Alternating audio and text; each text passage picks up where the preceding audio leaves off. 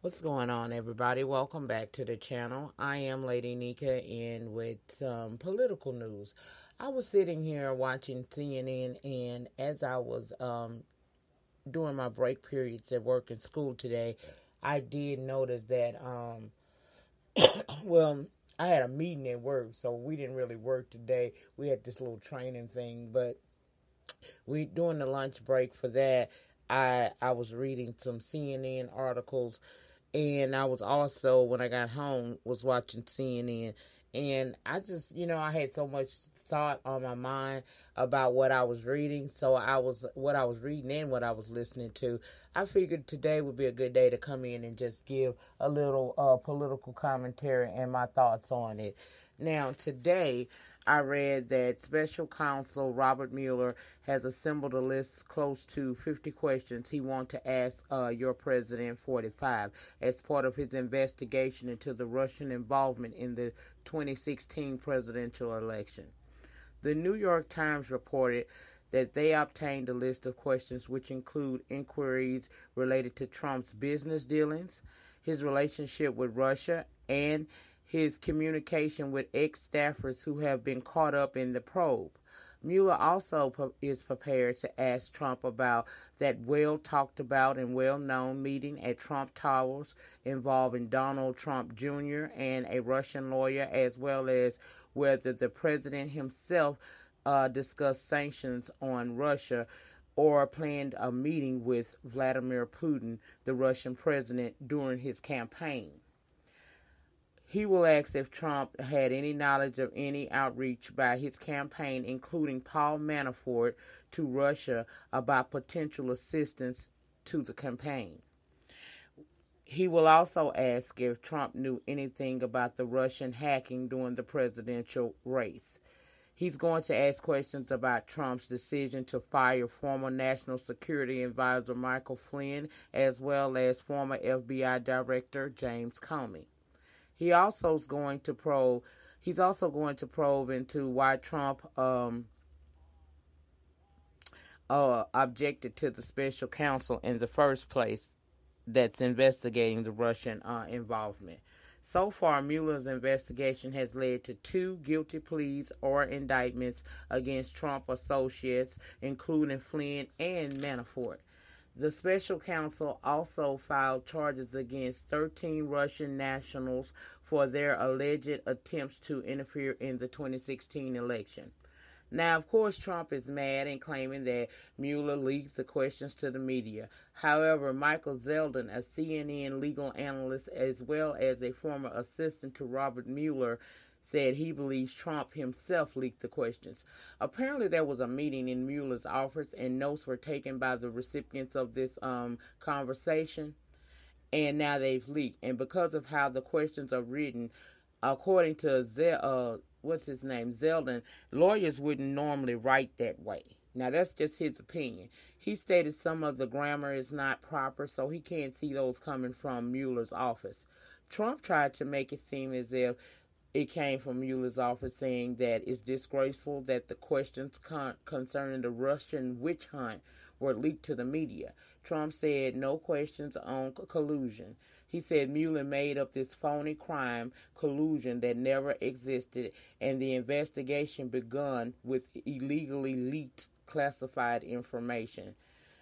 Child, my opinion is there's so many pieces to this puzzle, but when you put them all together, I can see there is obviously some corruption going on, and there's obviously some collusion that has gone on.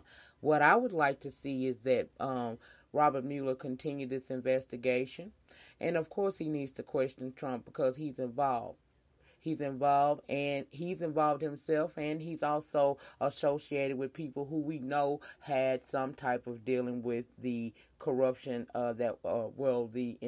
I'll say the interruption or their interference in the 2016 presidential election. My bottom line on this all is, y'all, for him to be so much so in the objection, having such a huge amount of objection against this man simply doing his job, lets you know that something in the buttermilk ain't clean. Something in the buttermilk ain't clean. That's the reason why he wished he could fire this man, because He don't want none of his dirt uncovered. But see, as Mueller continues to do his investigation, we are learning more and more about Trump himself and the people he hang around. And I'm a firm believer that birds of a feather tend to flock together. So if you uncovering all of these snakes, it would it would seem to me that maybe Donald Trump might be a snake himself. But I just thought that it was really amazing how this man continues to lie.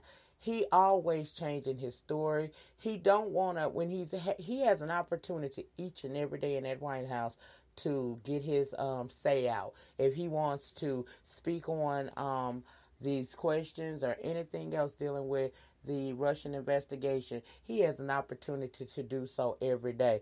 But he don't want to have a face-to-face conversation with the press staff that's there every day asking questions and getting updates on what's going on. He don't want to discuss it with them. He'd rather have his ass on Twitter with Twitter fingers contradicting himself time and time again. So in closing, I'm going to say this. I want this man to continue to do what he's doing, because apparently he is about to uncover some really important information, and it's probably some information that's going to shake the foundation of this country. And you can see that whatever it is, it's causing the entire Trump administration to be they not at ease at all. You can see the tension. You can see the nervousness.